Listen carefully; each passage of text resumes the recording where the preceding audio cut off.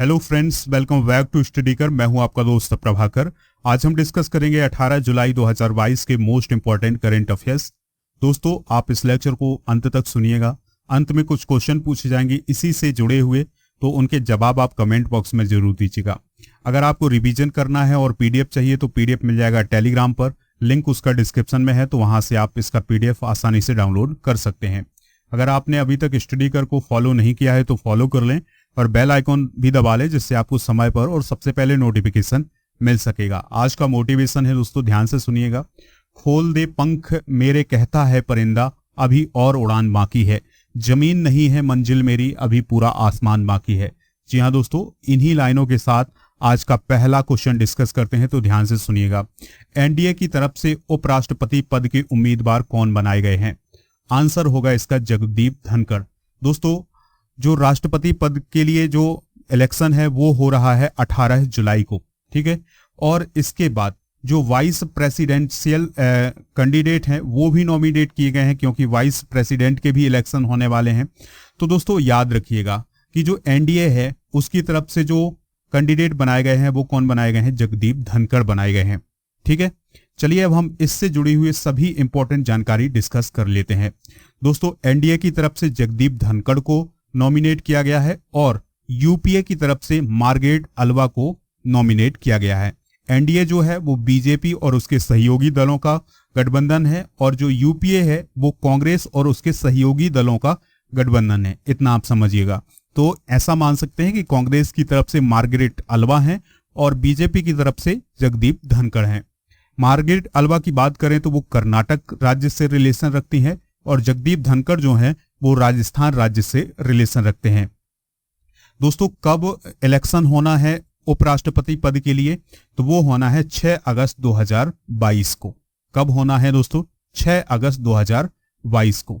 अब हम ये जान लेते हैं कि उपराष्ट्रपति के पद में कौन कौन हिस्सा लेंगे, यानी कि जो इलेक्शन होगा उसमें कौन कौन हिस्सा लेने वाले हैं। तो दोस्तों, लोकसभा के मेंबर, राज्यसभा के मेंबर और नॉमिनेटेड मेंबर जो हैं वो इसमें हिस्सा लेंगे, ठीक है।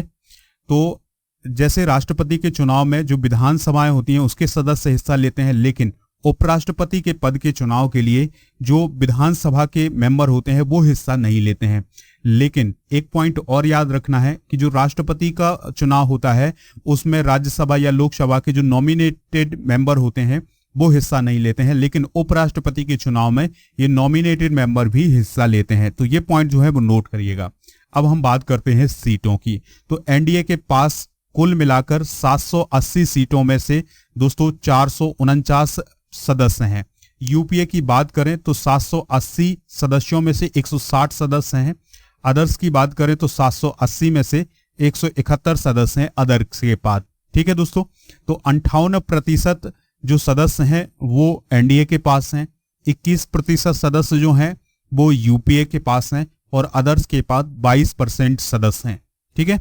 और भी स्थिति बन रही है, जैसे जम्मू कश्मीर विधानसभा भंग कर दी गई है, वहां पर राष्ट्रपति शासन लगा हुआ है। तो जम्मू कश्मीर के जो सभी राज्यसभा सांसद हैं 4, तो उनकी सीटें खाली हैं।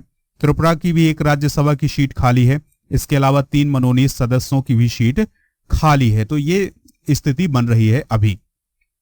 दोस्तों, जगदीप धनखड़ के बारे में कुछ इंपॉर्टेंट पॉइंट हैं, उनको डिस्कस कर लेते हैं। तो उनका जन्म जो है वो झुंझुनू राजस्थान में 18 मई 1951 को हुआ था। और वो किस अलायंस की तरफ से लड़ रहे हैं उपराष्ट्रपति का चुनाव? तो नेशनल डेमोक्रेटिक अलायंस यानी एनडीए की तरफ से वो चुनाव लड़ रहे हैं, ठीक है। अगर हम उनके कैरियर की बात करें तो वो गवर्नर ऑफ वेस्ट बंगाल हैं वर्तमान में, यानी 2019 में वो पश्चिम बंगाल के गवर्नर नियुक्त किए गए थे और अभी भी वो गवर्नर हैं, ठीक है। और उन्होंने minister of state for parliamentary affairs के रूप में 1990 से 91 तक काम किया है। इसके अलावा लोकसभा के मेंबर ऑफ पार्लियामेंट रह चुके हैं झुंझुनू से, और इसके अलावा member of Rajasthan legislative assembly में भी काम किया है उन्होंने, ठीक है। तो ये अनुभव है किसका? जगदीप धनखड़ का। अब हम बात करते हैं मार्गरेट अल्वा की। तो दोस्तों, मार्गरेट अल्वा जो है वो कर्नाटक राज्य से रिलेटेड है। उनका जन्म मैंगलोर में 14 अप्रैल 1942 को हुआ था, और उनके गठबंधन का नाम क्या है? यूपीए है, यानी यूनाइटेड प्रोग्रेसिव अलायंस। दोस्तों, उन्होंने राज्यसभा के रूप में काम किया है, राज्यसभा के एमपी के रूप में काम किया है 1974 से 98 तक, और इसके अलावा minister of state of parliamentary affairs के रूप में काम किया है, minister of state of for youth affairs and sports के रूप में काम किया है, minister of state for personnel public grievance and pensions के रूप में भी उन्होंने काम किया है। इसके अलावा दोस्तों वो लोकसभा की मेंबर भी रही हैं 1999 से 2004 तक, और उन्होंने 4 राज्यों राजस्थान, उत्तराखंड, गुजरात और गोवा के गवर्नर के रूप में भी काम किया है। तो ये अनुभव है किसका? मार्गरेट अल्वा का। दोस्तों आपको बातें समझ में आ गई होंगी। चलिए नेक्स्ट क्वेश्चन देखते हैं, इंपॉर्टेंट है। विश्व मलाला दिवस कब मनाया जाता है, यानी when is world Malala day celebrated? तो ये मनाया जाता है कब? 12 जुलाई को। ठीक है दोस्तों, तो जो मलाला यूसुफजई हैं उनके जन्म दिवस को याद करने के लिए, यानी उनका जन्म दिवस के अवसर पर ही मलाला दिवस सेलिब्रेट किया जाता है। दोस्तों लड़कियों की शिक्षा के लिए आवाज उठाने वाली मलाला पर तालिबानियों ने 9 अक्टूबर 2012 को गोली चलाई थी और वो घायल हो गई थी। इसके बाद वो अमेरिका में ही रह रही हैं और जेंडर राइट्स के लिए वो काम कर रही हैं। उन्होंने अपना एक गैर लाभकारी संस्था भी बनाई है जिसका नाम है मलाला फंड। तो दोस्तों हाल ही में मनाए गए कुछ इंपॉर्टेंट डे भी डिस्कस कर लेते हैं, तो ध्यान से सुनिएगा। 1 जुलाई को राष्ट्रीय चिकित्सक दिवस, 1 जुलाई को जीएसटी दिवस भी मनाया गया, 4 जुलाई को अमेरिकी स्वतंत्रता दिवस मनाया गया, 6 जुलाई को विश्व जूनोज दिवस मनाया गया, 11 जुलाई को विश्व जनसंख्या दिवस, 22 जुलाई को राष्ट्रीय झंडा अंगीकरण दिवस मनाया जाएगा, 23 जुलाई को राष्ट्रीय प्रसारण दिवस मनाया जाएगा, 24 जुलाई को आयकर दिवस भी मनाया जाएगा। अगला प्रश्न है, इंपॉर्टेंट प्रश्न है दोस्तों, ध्यान से सुनिएगा। वर्ल्ड एथलेटिक्स चैंपियनशिप 2022 का आयोजन किस देश में शुरू हुआ है? तो ये अमेरिका में शुरू हुआ है। कब से शुरू हुआ है दोस्तों? 15 जुलाई से अमेरिका का जो ओरेगन शहर है वहां पर शुरू हुआ है। रूस और बेलारूस के जो खिलाड़ी हैं उन पर रोक लगा दी गई है, यानी उनको बैन किया गया है। ठीक है, तो वो पार्टिसिपेट नहीं कर सकते हैं। वर्ल्ड एथलेटिक्स चैंपियनशिप का पिछला जो आयोजन है वो 2019 में कतर की कैपिटल दोहा में किया गया था। दोस्तों वर्ल्ड एथलेटिक्स चैंपियनशिप से जुड़े हुए कुछ इंपॉर्टेंट सवाल जो है वो भी डिस्कस कर लेते हैं। तो वर्ल्ड एथलेटिक्स चैंपियनशिप की शुरुआत कब से की गई थी? तो 1983 से की गई थी। वर्ल्ड एथलेटिक्स चैंपियनशिप 2019 में सबसे अधिक मेडल किसने जीते थे? तो अमेरिका ने जीते थे, 29 मेडल जीते थे। वर्ल्ड एथलेटिक्स चैंपियनशिप 2023 का आयोजन किस देश में होगा? तो ये हंगरी में होगा। हंगरी की जो कैपिटल है बुडापेस्ट, वहां पर होगा। और वर्ल्ड एथलेटिक्स चैंपियनशिप 2025 का आयोजन कहां होगा? तो ये जापान में होगा और जापान के टोक्यो शहर में होगा। अगला प्रश्न है, भारत का पहला राज्य कौन है जिसने अपनी इंटरनेट सेवा शुरू की है? तो दोस्तों वह कौन सा स्टेट है? तो उस स्टेट का नाम है केरला, यानी केरल ने अपनी इंटरनेट सर्विस को शुरू किया है और ऐसा करने वाला वो भारत का पहला राज्य बन गया है।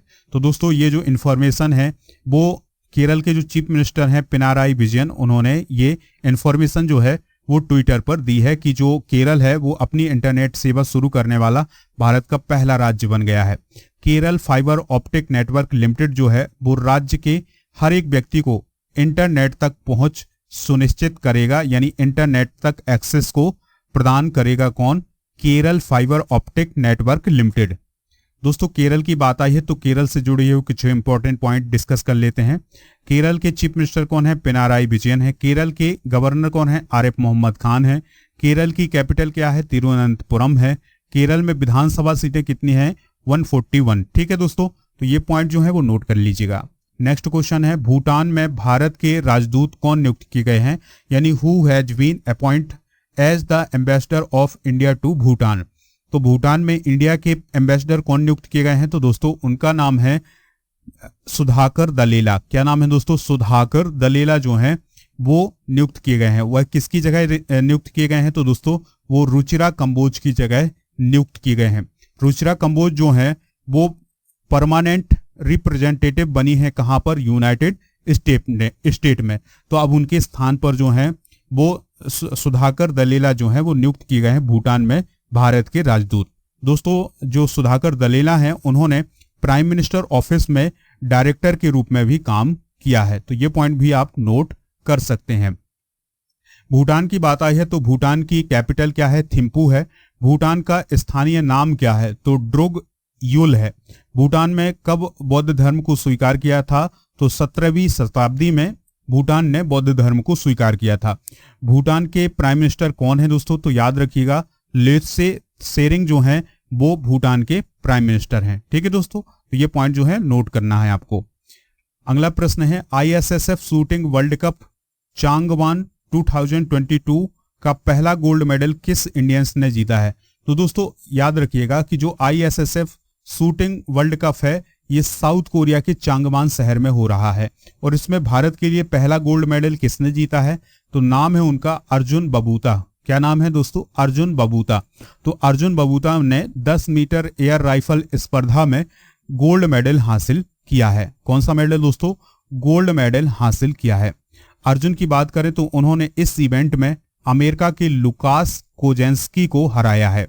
ठीक है दोस्तों, यह वर्ल्ड कप जो है 9 जुलाई 2022 को शुरू हुआ है और 21 जुलाई 2022 को इसका समापन होगा, यानी एंडिंग जो है वो 21 जुलाई 2022 को होगी। यहां पर बात आई है ISSF की, तो इसका फुल फॉर्म होता है इंटरनेशनल शूटिंग स्पोर्ट फेडरेशन। स्थापना 1907 में की गई थी। हेडक्वार्टर है मुनिक जर्मनी में। प्रेसिडेंट कौन है? व्लादिमीर लिसिन है।